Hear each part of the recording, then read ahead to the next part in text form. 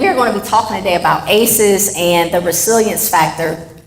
And I wanted to kind of start out a little bit by giving just a little intro of who I am, if you can see that. So, number one, I'm a woman. Thank you very much. And I am a wife and a mother. Oh, wife, yes. And a mother of 3 little people. And my youngest is 6, and then I have my son who is 9, and my oldest is 10. And love him very dearly.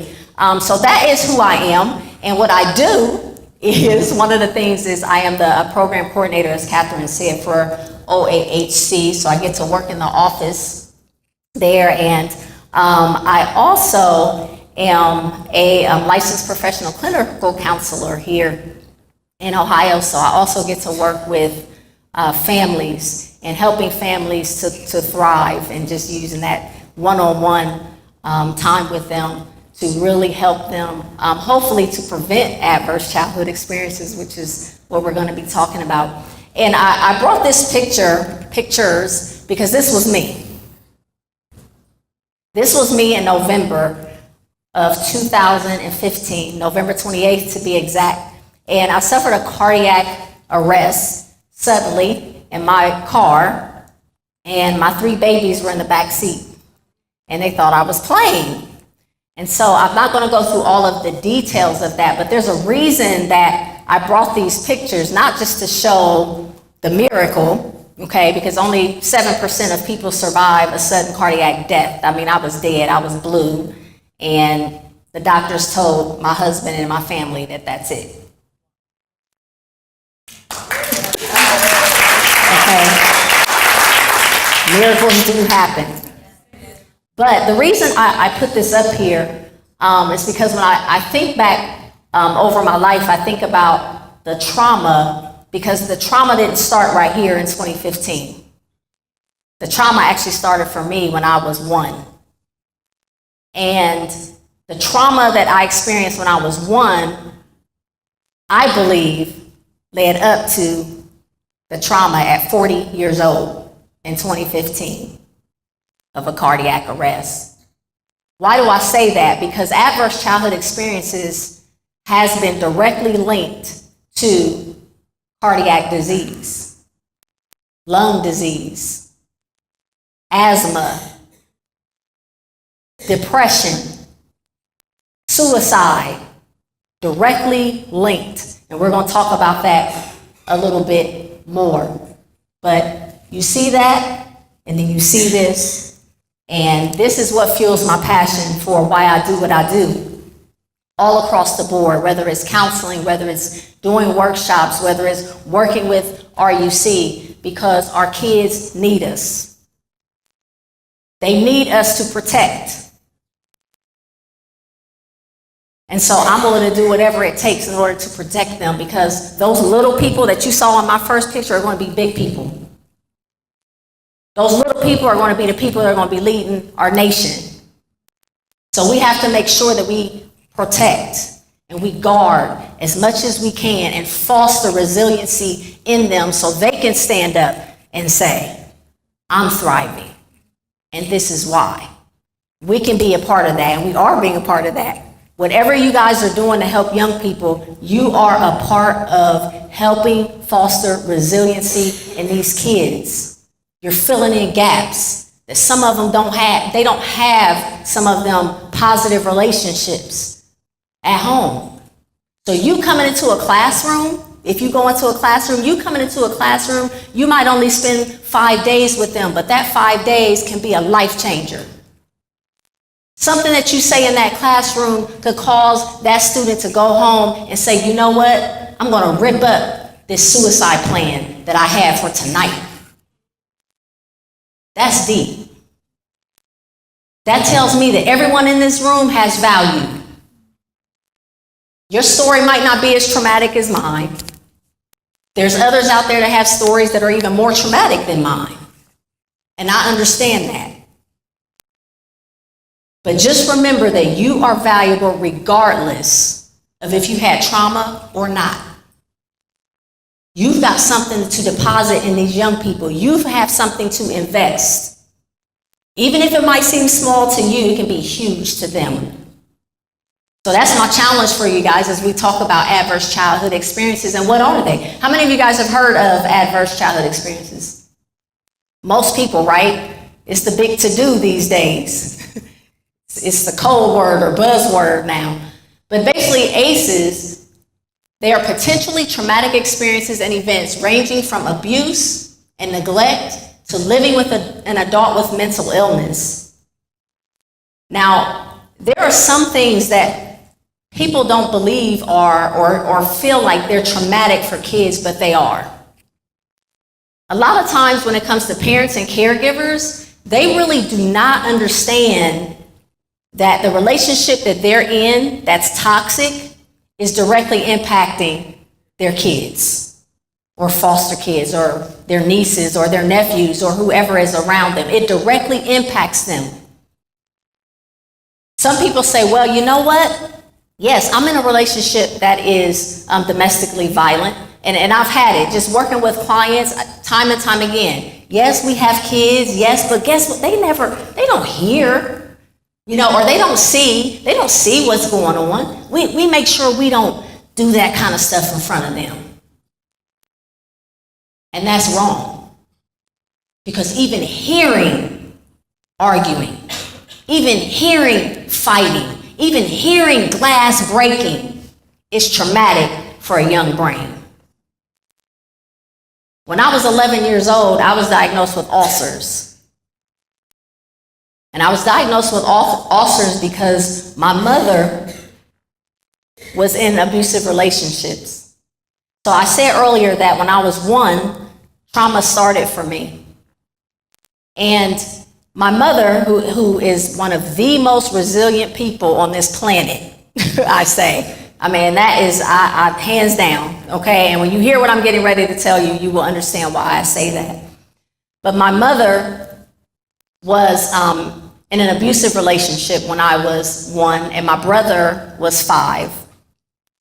And when I say abusive relationship, I'm not just talking about verbal, I'm not just talking about she had a black eye every once in a while. I mean, downright broken bones, ribs, trips back and forth to the ER constantly. There would be times when her then husband would say, he would call his mother, after he would beat her, he would call his mother and say, Mom, I beat her so bad this time. That's how horrifying that was for her. And there was a particular evening, though, that things really got really difficult in that relationship, and he overheard a phone conversation, basically, and jumped to conclusions.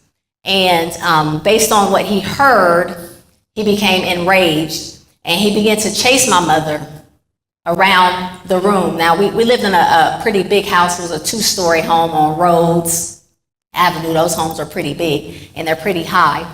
And that particular day, he told her directly that he was going to kill her. And so he was attempting to throw her out of the top story window. And my mom was able to get a gun, and she had no idea how to work the gun. So the safety was on the gun, and she was fumbling with that safety. And the safety unlocked, and the gun went off. And she shot him. And he died. And my brother and I were asleep in the next room. We did not wake up. Didn't hear a sound until the police came in to get us up and for us to go with my grandfather at that time. And so my mother she did go to jail, and she had to stand trial. And fortunately for her, even back then, the hospital was aware. So they had begun to make note and compile my mom's health documents because my mother couldn't say anything because every time she would go to the ER, he was with her. He would stand there. So she couldn't say anything. And so they basically testified on my mother's behalf. They brought all of that documentation in, and my mother was released on self-defense for battered women syndrome at that time. And it was a pretty big deal. The unfortunate part with that is really not where it ended. So after that, the relationships still continued. Abusive relationship. It just became a pattern. It was almost like it was a habit. It was habitual because that's what she was used to. And so as I grew up, I witnessed that. I heard that, which developed a lot of different belief systems in me. And we'll talk about that when we get into a little bit of core beliefs and how that guides our decision making and that affects our relationships.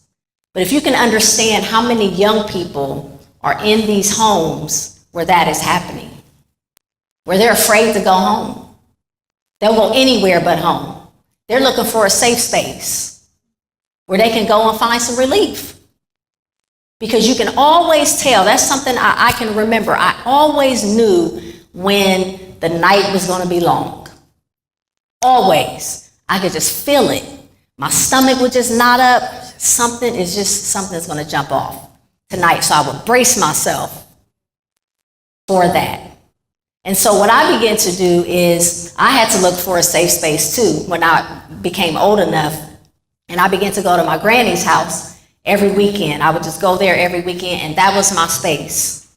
So I had 2 days where I just didn't have to think about that stuff, and I could be 12 and 13 and through my teen years, and even into my 20s, I was still going to my granny's every weekend because that was just my solitude. So perhaps your home is that safe space for someone. I don't know. But with adverse childhood experiences, a lot of kids are dealing with abuse, whether it's physical, emotional, or sexual, neglect, household dysfunction, like I just talked about. Now, I do believe that, with some parents, I don't think that they neglect intentionally. I think it's just a cycle that's continuing. It's not an intentional thing. But if they were neglected, if they were traumatized and they haven't dealt with their own stuff, then they're just going to repeat the cycle.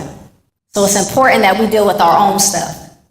But there was an ACEs study, if you guys haven't heard about this, and this is kind of how ACEs really came about, where a doctor basically was working with obese people, a program. Okay, that's where it actually originated. And he began to kind of see this pattern of everyone who came in there who was overweight had challenges in their past or at home, or they had abuse of some kind, sexual abuse, physical abuse, neglect, their parents were on drugs, things like that. And so that kind of opened up his eyes a little bit. And then there was a connection with the CDC and Kaiser Permanente, and they basically conducted this study of over 17,000 people, and it was questionnaire form, okay, which ACEs, you can take your own ACE online, it's free, you can Google it, and you can see, because a lot of people don't even know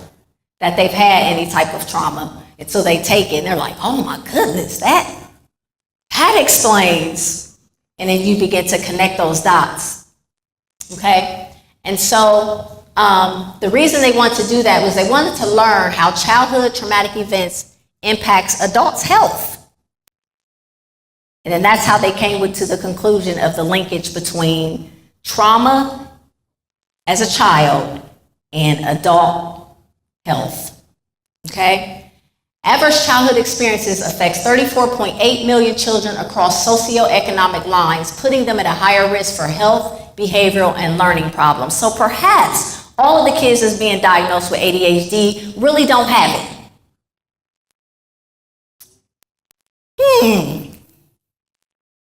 Perhaps they've experienced or are experiencing trauma, right? Because I'm going to show you why. I'm going to show you what happens to the brain at some point, and you'll understand why I'm saying that. So if you look at adverse childhood experiences, if you have traumatic experiences going on at the base, if that's your foundation, what is going to come out of that? Social, emotional, and cognitive impairment. It affects the brain. Now this is really, really key. Have you guys ever met someone that's 30 years old and you're like, man, it seems like they're like 12?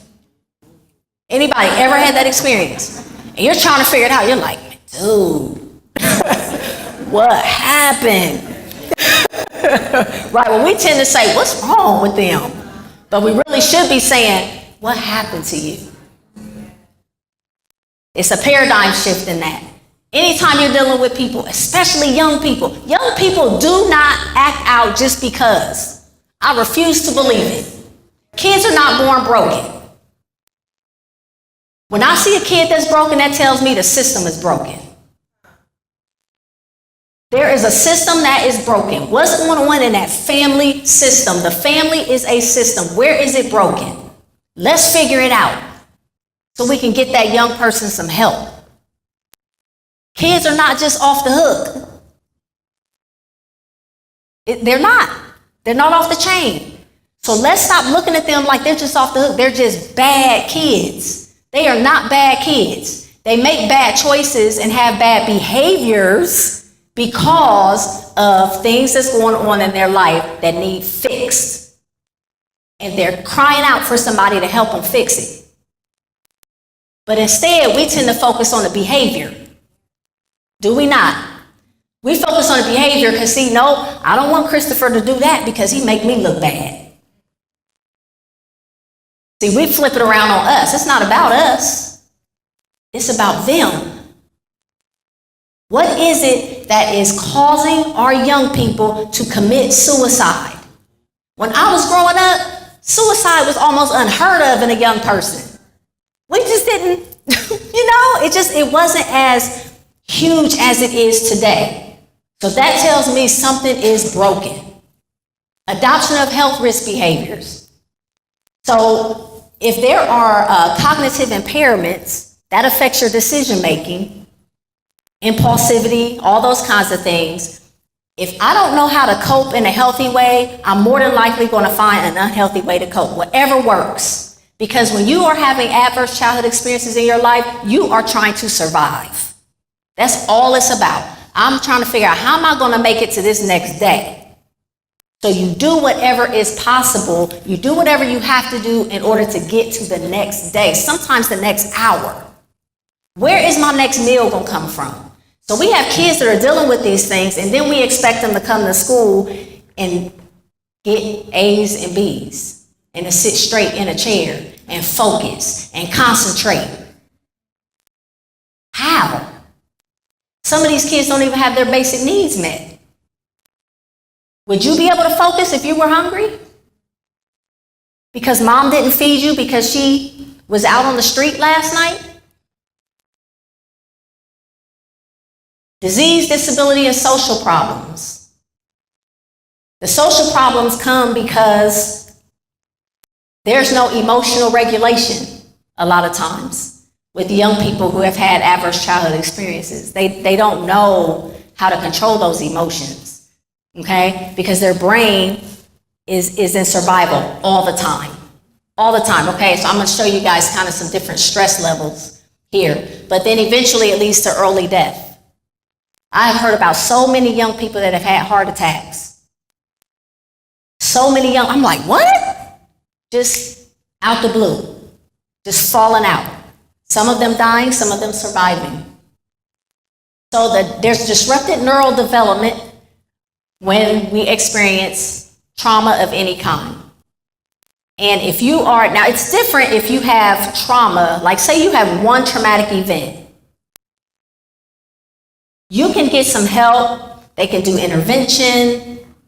And you can get through that maybe fairly quickly even. But what happens if you're experiencing trauma after trauma after trauma after trauma after trauma? What happens then?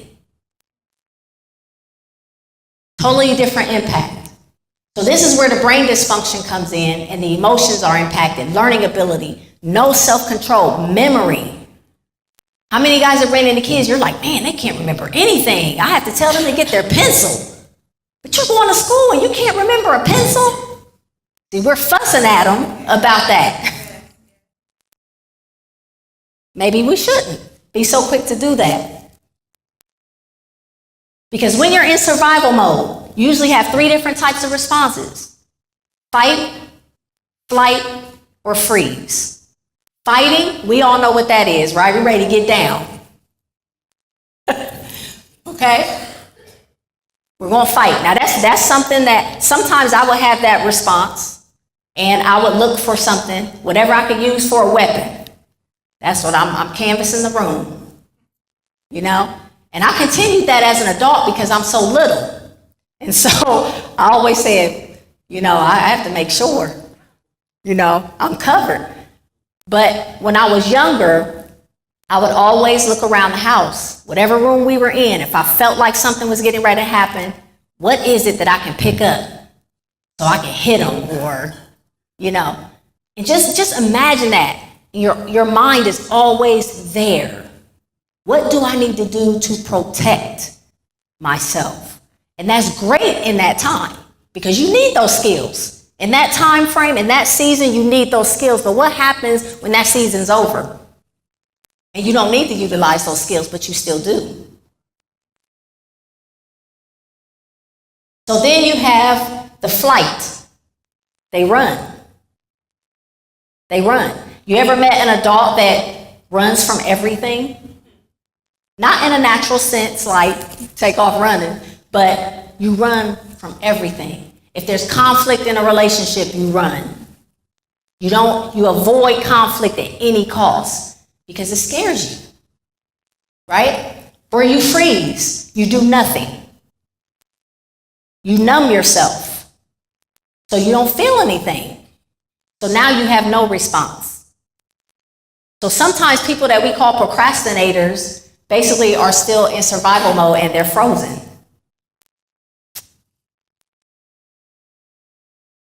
So I just wanted to give you guys just a quick look at the limbic system, okay? So the hippocampus plays an important role in emotion learning and memory, which gets impacted by ACEs. The amygdala plays roles in aggression. How many of you guys know youth that are real aggressive, like over the top, okay? Hypothalamus monitors the blood levels of glucose, salt, blood pressure, and hormones, okay? Now this stuff is real good when it's healthy. Okay, when it's in that high stress levels all the time, though, it's not good because there's no balance. So then you have your typical development, which is supposed to be over there on my right, okay, where survival is at the bottom. It's not the priority because you don't need that as a priority. Regulation is next, social and emotional, and then you have your cognition, your brain, okay? It's healthy, it's working the way it should. But if you look on the other side, what's at the top now? What's the biggest priority? It's survival, right? Cognition is very, very small. Very, very small. So it's impacting our youth in every single way. Because the mind controls everything else. So if their brain is not developing the way that it should, every other part of their life gets impacted. Their relationships, their communication. A lot of them can't or won't. Now, is all stress bad? No, all stress is not bad, right? We got some good stress. We have some positive stress, right? So some normal stresses, you know, you might be getting ready to take a test, which you might have some Nile elevations, you know, in those hormones and things like that. We have some tolerable stress, right? So activation is time limited, but it's buffered by carrying adult relationships. Toxic stress is that stress I was talking about that occurs over and over and over and over and over again. Okay, that is toxic for a young person to have to deal with. So we have to have a buffer. So I took this from the RUC curriculum, but it's actually Nadine Harris, who is a doctor, was actually, she gave an example about a bear. And she says, if a bear threatens a child every single day, his emergency response system is activated over and over and over again. He's always ready to fight or flee from the bear, but the part of his brain, which is the prefrontal cortex, that's called upon to diagram a sentence or do math becomes stunted. Because in our brains, emergencies, such as fleeing from bears, take precedence over doing the math. So even if they're in a classroom and there's a trigger, guess what? They're in survival mode. You've lost them. They're gone. Okay? So we have to think about that when dealing with our youth. I said this earlier, what happened to you, not what is wrong with you. It's always best to fix a leak while it's a leak, or that leak will eventually become a flood. And I say that because preventing these things is critical. Sometimes I think we're on the back end and we're intervening, which is great. Intervention is awesome. Counseling is on the side of intervention. That's wonderful. But prevention is always best. Because why wouldn't I fix that leak before it gets to a flood? Because a flood will kill you. A flood is a lot more destructive and a lot harder to clean up. Now, this is something that is huge that happens when it comes to adverse childhood experiences, and that is learned helplessness. How many of you guys have met like youth that are hopeless? They just don't care. It's learned. Because what they see in their environment does seem helpless. In their mind, they're saying, you know what? It's never going to change. It doesn't matter anymore. Why am I even trying this? They can go to school, they can get an A on a test, but if they come home and their parents are fighting and cussing each other out, or if they're being abused, what difference does it make at the end of the day? So there's a learned helplessness that's happened. Because now you have uncontrollable bad events. Now they perceive that as lack of control. Have you guys met adults that have to have control of everything? How many of y'all have to have control of everything? No, I'm just playing. So, you don't have to sell yourself out. Have to have control. Some of that comes because at some point in your life, you probably lost control. So now that you have control, you do whatever it is to keep it. You will fight for that control. You're not giving it up, right? So now they have perceived lack of control, and then they have this helpless behavior. I don't have any control of it anyway, so doesn't matter. Conditioning. Their brain is conditioned. The elephant is held back, not by the puny rope, but by the belief system. What about you? As big as that elephant is, that little puny rope is holding it back. How many of our young people are there? Don't even recognize their potential. Because they have core beliefs. Those core beliefs have come from those experiences, their childhood experiences. Core beliefs basically are established by our varying experiences. They're deep-seated views about the world around us, about us, and about other people. So if I have a core belief that is negative, every part of my life is going to reflect that core belief. Core beliefs rule your thoughts and emotions. They take over. So one thing that we can do in working with youth is to help them identify what their core beliefs are. If they are unhealthy, we can help them navigate and figure out, okay, I had this core belief. Where did this come from? And I need to replace that core belief with something that is healthy so that now my decisions are being filtered out of that core belief.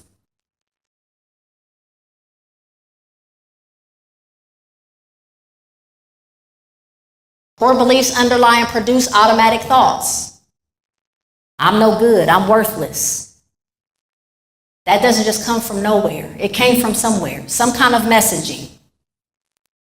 These assumptions influence information, processing, and organized understanding. These core beliefs remain dominant until activated by stress, or dormant, until activated by stress or negative life events. So those are the triggers I'm talking about. So sometimes when people they have this reaction that is over the top, and you're like, whoa, that really didn't precipitate that kind of response. But we don't understand the core belief that they're operating out of. Okay? So again, helplessness, worthlessness, I'm unlovable because Dad always told me I was. Because the expectation was that if I didn't produce straight A's, I wasn't any good. So that becomes a core belief. It becomes ingrained in the brain, literally. Literally. Now, fortunately, the brain is something that can be changed. The best thing to do, though, is to capture that brain young, because if you wait until you're my age, which is 40-ish, 40-something, I'll let you guys try to figure that out. But if you try to wait until you're my age to decide that, oh, I need to start changing some things, it's harder. It's not impossible. But it is so much harder to change those things. That's why you heard people say, oh, they 75 years old, they're not going to change, honey. You probably said that. I know I've said it like they're not going to change. But they still can. It just takes a lot of work to do that. Okay? So I kind of gave a couple of examples, and I'm just going to read a couple of these with core beliefs. So if the domain, like about the self, if the belief is I'm an unlovable person, the rule I create is, in order to be loved, I must do whatever the other person wants. So in our minds, we say, well, you're crazy for doing that. Why would you stay with that woman and she's beating on you like that? Okay? Because I'm an unlovable person. So my rule in my mind is I must do whatever she wants. Right? So if you have about other people, so if my belief is people are generally hurtful, then my rule is if I want to protect myself, I'm not trusting nobody. What about the world? The world is a dangerous place. So my rule will be I must always be on my guard to avoid trouble. These are defense mechanisms. If you say there's no hope things will ever get better, then my rule would be I won't even try. And then I won't be disappointed. How many of you been there? See, I've been in these. Okay, I've been through all of these. Now, experiencing ACEs always results in negative outcomes. True or false? Let's get a weigh in. I heard some falses. I heard the truth. They whispered it. I heard it though with my left ear. Okay, so how many say false? Let me see hands. False. Okay, how many say it's probably true? Okay, all right. So experiencing ACEs does not always produce negative results because there are some who thrive regardless, right? Those are the individuals that we call resilient. Now, the question is, now how are some resilient and then others just, whoo, they fall off the wagon? Do you bend or break? Let's talk about resilience. Resilience is the power or ability to return to the original form or position after being bent, compressed, stretched. It's also the ability to grow and thrive despite of the circumstances that you're experiencing. And it's the capacity to face, overcome, and ultimately be strengthened by adversities and challenges. So adversities do not have to kill you. They can actually make you stronger. But there have to be some key components in that in order to make you stronger. Okay? That's why some break and some become stronger through those circumstances. Okay? So one of the reasons that some are resilient and others are not, a big, big key has to do with relationships. Nurturing, safe, caring relationships help to buffer the negative circumstances of life. So that's why these mentoring programs, if you can just grab a young person and just say something to them that's encouraging, you are providing that buffer that they need. Don't think that speaking encouragement to somebody is insignificant, because it's not. So positive, nurturing relationships work as a buffer. And it might not be from the parent.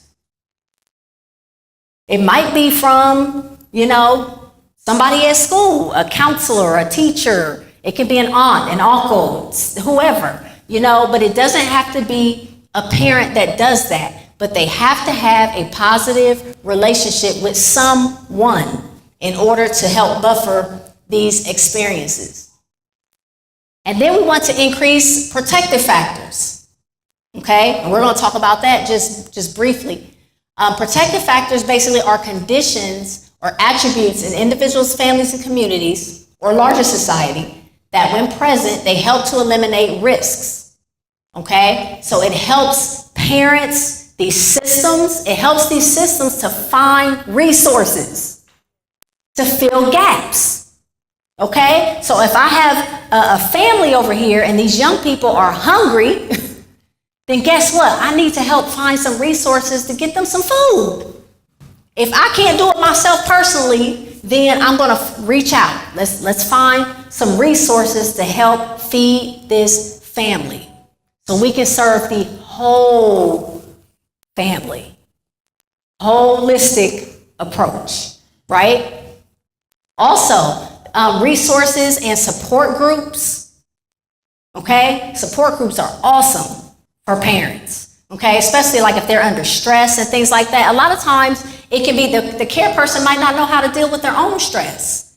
So if they're not modeling how to deal with stress in a healthy way, how are their kids going to learn? Where are they going to get it from? Because we model. We're teachers. We model, and the kids watch. They watch.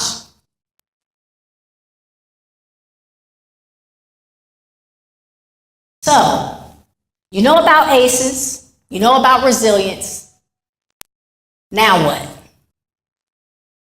Now what's the plan? So, focusing on prevention strategies that help build the family,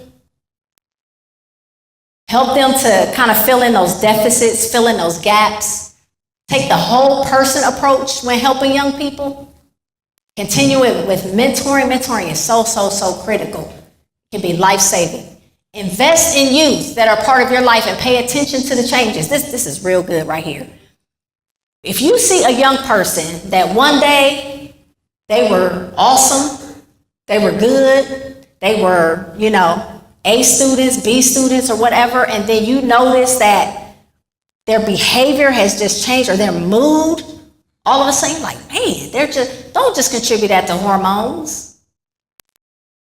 Because that's what we tend to do. Oh, they're just going through that teen, because we know teens are hormonal, which they are. They are hormonal, but it might be something else. So how about investigate a little bit? Do a little bit of probing.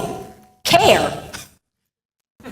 Right? Care enough to probe. What's going on with you? You all right? You seem a little out of character today.